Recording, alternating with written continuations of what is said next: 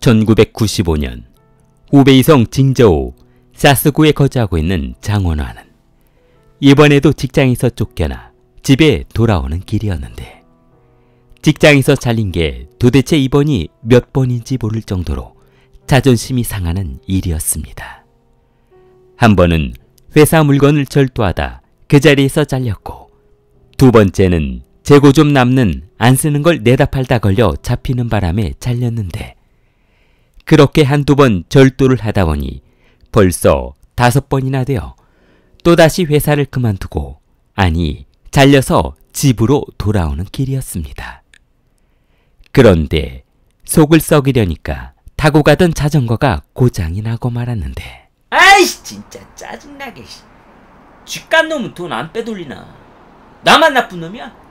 나만 나쁜 놈이냐고! 아이씨 이게 또 뭐야? 아이씨 오늘 아주 그냥 되는 일이었구만. 회사도 잘려 자전거도 고장나. 아이씨 또 돈 들어갈 일만 남았네.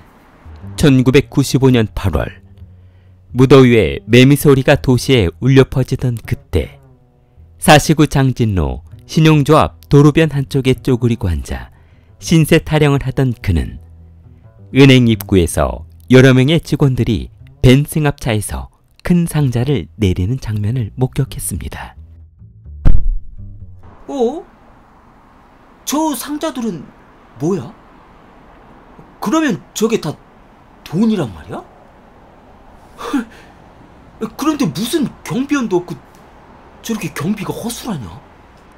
원화는 현금 수송 차량 옆에서 그들이 돈 나르는 장면을 보고 있자니 너무 허술해 한숨이 나올 정도였는데, 많은 생각이 교차하며 이런 저런 생각이 들자 어이가 없어 담배를 꺼내 입에 물었습니다.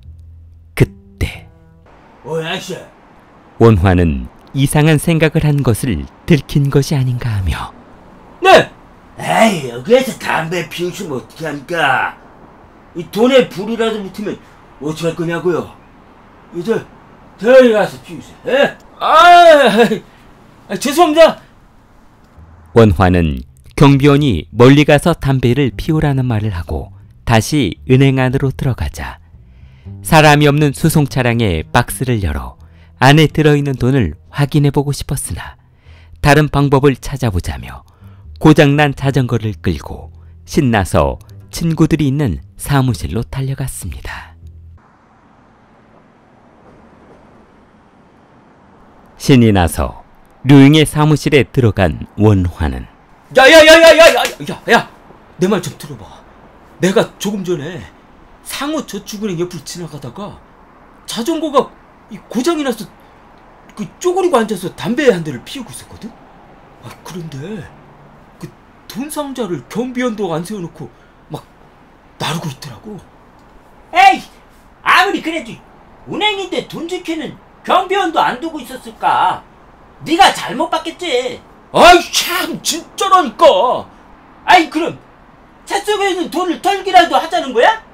그러자니까. 그냥 사람 없을 때 한 박스 들고 나오면 그냥 모든 게 끝이라고. 차 속에 한 1억 정도는 들어있는 것 같으니까, 그럼 한 박스에 최소 500만 원 정도는 들어있는 거 아니야? 그때 옆에 있던 친구 유해진이 일어서며, 야야야야, 그렇게 경비가 허술하다면 차 속에 있는 한 박스만 털 것이 아니라 트럭에 있는 돈을 다 은행에 집어넣었을 때 털어버리면 될 거 아니야. 어때? 이야, 이거 기가 막힌 생각이다. 학교 다닐 때는 공부도 못하던 놈이 이런 쪽으로는 머리가 기가 막히게 돌아간다니까. 강도짓 한번 해본 적이 없던 그들은 현금 1억을 만져볼 수 있다는 생각에 한참 들떡 계획을 세웠는데, 그럼 일단 은행 옆 상가를 임대로 얻자는 거 아니야? 그렇지. 만약 금고 반대쪽 상가를 얻으면 완전 꽝이니까 반드시 금고 쪽 상자를 얻어야 벽을 허물고 금고를 털 수 있으니까. 그런 줄 알아. 야이씨, 내가 무슨 바본 줄 알아? 내가 가스절단 토치하고 공구를 챙겨올 테니까 원화가 나를 좀 도와주고 류잉이가 장비를 실어서 나를 트럭 하나만 훔쳐오면 될 것 같은데 어때? 가능하겠어? 그날 이후 원화 일당은 야간에 은행 보촉 근무를 서는 사람이 몇 사람이며 언제 어느 곳으로 이동하는지 분석해 두었습니다. 야간에 경비 서는 인원은 정확히 3명이고 입구 쪽에 경비 서는 놈은 말이 경비원이지. 아예 12시 넘으면 책상에 엎드려서 자버리더라고. 왜? 그냥 바닥에 누워서 자지. 그러게 업무상 그런 게 있나 보지 뭐. 그리고 예진은 볼펜으로 그린 지도를 꺼내 보이며 이쪽 있지. 뒷창고 쪽 쓰레기통이 하나 있는데 이곳 쓰레기통을 밟고 2층 창고로 침입을 해서 원화가 금고 바로 옆에서 자고 있는 경비를 공격하는 거야. 그리고 류잉이 2층 사무실 쪽 경비를 맡아. 내가 입구 쪽 경비를 맡을 테니까. 아이, 그런데 말이야. 이거 진짜 심각한 문제인데. 말해봐. 뭔데? 경비원들이 말을 안 들으면 어떡해? 어떡하긴 뭘 어떡해 인마. 그 자리에서 죽여버려야지.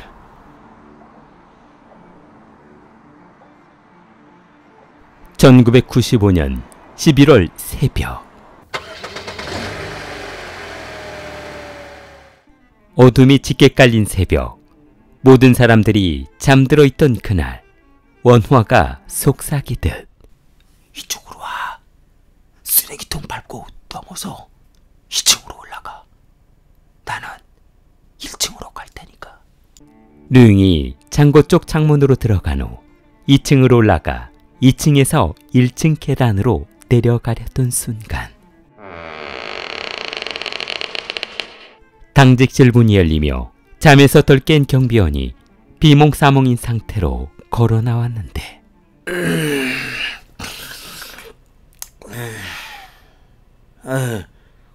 손님, 업무 끝났는데요.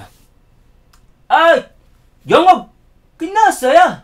에이, 끝나셨구나.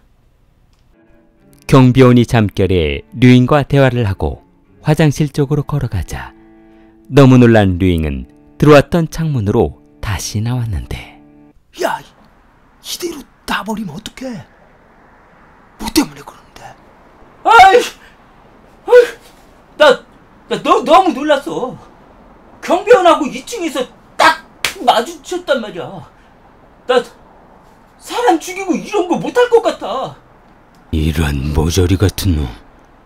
일단 경비원이 우리 모습을 봤으니까 철수하고 다음에 다시 오자.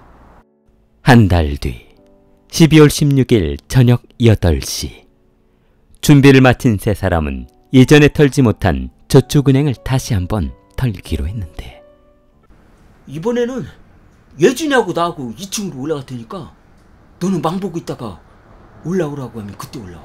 알았지? 알았어! 스산한 새벽 공기와 얼음가루 같은 눈발이 날리자 손가락이 굳어버린 그들은 바짝 긴장하고 있었는데 뭐해? 빨리 스타킹 뒤집어 쓰지 않고. 아이씨, 어떡하지? 나는 잘못해서 팬티 스타킹을 사왔어. 뭐라고? 야, 이런 미친. 이제 와서 그러면 어떡하자는 거야? 일단 뒤집었어.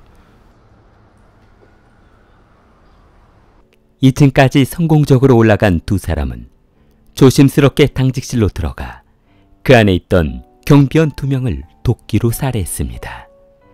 경비원 2사람을 처리한 원화는 아래층에 사인을 보내 들어오라고 했는데 그들은 문 앞에서 보초를 서고 있던 경비원을 처리하기 위해 조심스럽게 접근했습니다. 경비원은 역시 예상했던 대로 책상에 엎드려 잠을 자고 있었는데 계단을 내려오던 장원하는 조심해. 여기 미끄러우니까. 그때 계단을 타 내려온 류잉의 양말이 미끄러지며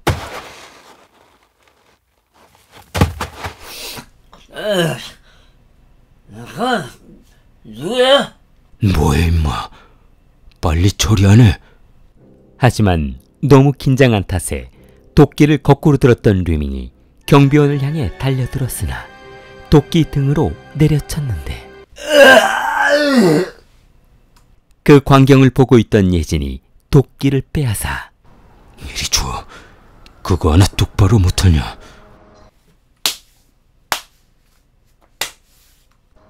경비원을 모두 처리한 그들은 새벽 1시가 넘어가자 트럭에 싣고 온 가스 절단기를 끌고 들어가 금고에 지름 40cm 구멍을 내고 그 안에 있던 230만 yuan을 차에 실었습니다. 류잉은 빗자루로 발자국 지우고 원하는 짐은 지워. 그리고 사용했던 물건 한쪽에 모아놔. 자, 우리가 사용한 스타킹이랑 장갑 다 한 곳에 모아놨어.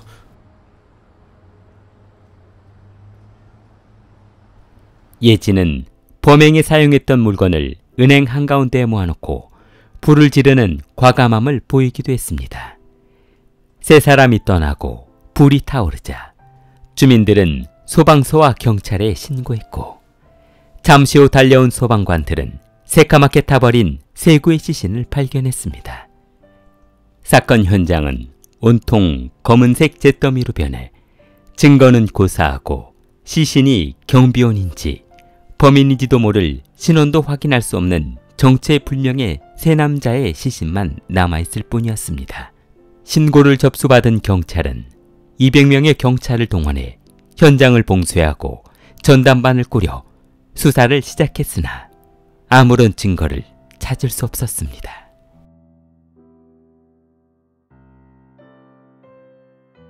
(1998년 3월 30일) 샤스구 경찰은 한 여성으로부터 이상한 전화를 받았는데 경찰서입니다. 무엇을 도와드릴까요? 아니 뭐 도와줄 건 없고 내가 화딱지가 났어 그러는데. 뭐가 그렇게 화가 나셨는데요? 아니 그 뭐냐 우리 집 골목 끝에 사는 백수 양반이 하나 있는데 한 1년 동안 어디를 일 갔다 온다고 갔다 오더니 갑자기 오토바이 한 대를 사더라고. 그래요? 이 오토바이 정도는 살 수 있지 않습니까? 아니 그 놈이 백수라니까. 그 다음에는 차남한테 폭스발겐 승용차를 또 한 대 사주더라고. 그래요? 차는 좀 비쌀 텐데. 그렇지, 차는 좀 비싸다니까. 그런데 하나가 더 있어. 그게 뭔데요? 집을 샀어. 집을 그냥 으리으리한 집으로다가 말이야. 우리 집은 코딱지만한데. 그리고 집안의 가전제품은 그 무엇이냐, 메이드 인 코리아 비싼 걸로다가 도배를 했더라고. 그럼 가보셨나봐요? 아이 가봤지. 내가 배알이 꼬여서 가만히 보고만 있을 수 있나? 아니 그런데 그분은 뭐 하셔서 그렇게 많은 돈을 보셨대요? 아니 이 양반이 그거 알려고 내가 전화를 했지. 알고 있으면 내가 당신한테 물어보려고 전화를 했겠어? 장원화가 복권에 당첨된 것도 아니고 그렇다고 사우디에 가서 일하고 온 것도 아닌데 하루아침에 벼락부자가 됐다는 것이 소문에 소문을 타고 차오양구 옹산촌 일대에 퍼져 경찰의 귀에까지 들어가게 되었습니다. 이 소리를 듣게 된 장원하는 걱정이 되어 잠을 잘 수가 없었는데 아이씨, 미치겠네. 돈 한 번에 쓰지 말라고 그렇게 신신당부했는데 그나저나 이 돈 다 뭐해서 벌었다고 하지? 한참 고민에 빠진 그는 자신의 장기이자 전과인 도둑질을 알리바이로 대기로 했습니다. 만약 타이어 서너 개 훔쳤다고 해서 증거도 없는 마당에 절도죄로 감옥에 집어넣지는 않을 것이라고 생각했습니다.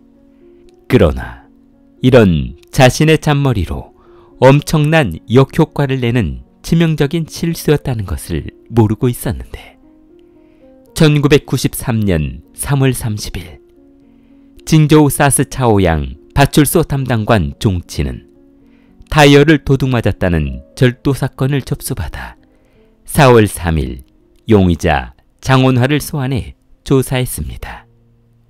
종치는 그렇지 않아도 이전에 원화에 대한 이상한 신고를 받은 적이 있어 그를 소환하고 싶었는데 우연하게 기회가 생겨 그를 취조할 수 있게 되었습니다. 어디 보자. 타이어를 여러 개 훔치셨나 봐요. 네. 이거 세월이 흘렀는데 버릇이 잘 없어지지 않네요. 아시잖아요, 제가 전과 그 5범인가 4범인 거. 돈도 많이 모셨겠어요. 장원화는 경찰 과장이 이런 질문을 해주자 기회는 이때라는 생각을 하고 돈이요? 돈 아주 많이 벌었죠. 예. 어떻게요? 타이어 팔아서 벌었죠. 어떻게 타이어 몇 개 훔쳐서 오토바이 사고 차 사고 집도 사고 가전제품을 메이드 인 코리아로 삽니까? 이게 말이 된다고 생각하십니까? 원화는 경찰이 너무 많은 것을 알고 있자 당황해하며 그러니까 내가 타이어만 훔쳤겠어요? 승용차도 훔치고 가정집 들어가서 귀금속도 좀 훔치고 훔칠 수 있는 건 뭐 닥치는 대로 훔쳤죠. 그럼 차 종류하고 차 색깔 그리고 생각나는 차 번호 있으면 한번 말해봐요. 신문이 길어질수록 도둑질한 범죄는 갈수록 늘어갔고 이렇게 더 이상 없는 죄도 만들었다가는 징역 10년이 넘어가는 것은 문제도 아닐 것이라는 생각을 한 원화는 알았어요. 알았다고요. 사실대로 말하면 될 거 아니에요. 저 혹시 샤스은행 사건 아시는지 모르겠네. 한 3년 전 사건인데. 알죠. 그 사건 모르는 경찰이 있을까요? 혹시 그 사건과 관련이 있으신 건가요? 그 3인조 강도 중에 한 명이 바로 접니다. 그때 자전거를 타고 가다가 고장이 나는 바람에 잠깐 쉬어간다고 생각을 하고 그 담배를 피우면서 유혹에 빠졌던 딱 한순간이 지금 나를 이렇게 만들어놨어요. 그럼 공범들은 일면식이 있는 사람들인가? 네! 모두 어릴 적 친구들입니다. 수십 년지기 친구들이죠. 경찰은 원화의 증언을 바탕으로 공범들을 찾아가 검거했습니다. 1998년 6월 18일 유해린과 류잉은 장원화가 며칠째 전화를 받지 않자 집을 나와 도주했는데 늦은 저녁 수상한 남성을 추적한 경찰은 징저우 시내를 배회하고 있는 유해린을 추적했습니다. 그러나 그는 그만 사고로 사망하고 말았습니다. 이듬해 1월 29일 공범을 다 잡을 때까지 기다렸다가 함께 집행하려 했으나 나머지 한 명이 검거되지 않아 그냥 먼저 사형을 집행해버렸습니다. 혼자만 검거되지 않은 류잉은 두 사람이 모두 검거되었다는 소식을 듣고 매일 밤 숙박 명부를 작성하지 않은 여인숙이나 다인실에서 잠을 자며 수사망을 피해 다녔는데 수년 동안 그렇게 다니다 보니 가지고 있는 돈이 다 떨어져 식당에서 설거지도 하고 건설 현장에서 인부로 일하며 생계를 유지했습니다. 감기가 걸려 몸이 아플 때도 신분증이 필요했기 때문에 병원에 가지 못할 정도로 도망은 그의 인생에서 끝없는 도전이요 의무가 되어버렸습니다. 2020년 공안부는 클라우드 소스라는 프로그램을 개발해 보행자의 안면 인식을 분석한 후 이전에 미결 사건의 용의자가 맞는지 확인하는 프로그램을 개발해 활용하고 있었습니다. 그러자 1년 만에 2,600건이 넘는 사건이 해결되고 2,200명의 도주자들을 체포했는데 그 도주자 중 한 명이 바로 류잉이었습니다. 2020년 5월 5일 경찰은 류잉과 닮았다는 신고 전화를 받고 출동해 그 자리에서 검거했고 마침내 25년 만에 짜스시 은행 강도 사건의 용의자들을 모두 검거할 수 있게 됐습니다. 길리를 사랑하는 마음을 좋아요와 구독으로 표현해보세요. 길리였습니다.